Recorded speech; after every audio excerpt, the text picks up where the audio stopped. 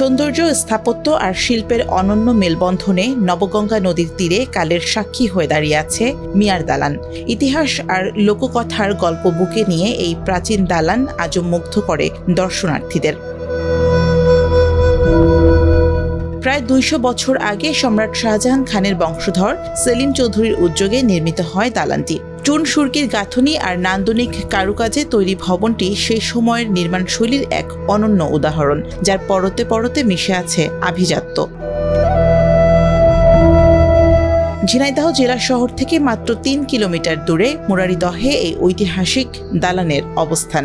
বাড়িটির প্রতিটি দেয়াল ২৫ ইঞ্চি পুরু। উত্তর দক্ষিণের দৈর্ঘ্য প্রায় ৮২ ফুট আর পূর্ব পশ্চিমে প্রায় ৬৬ ফুট। এই ভবনে ছোট বড় মিলিয়ে রয়েছে ১৬টি কক্ষ।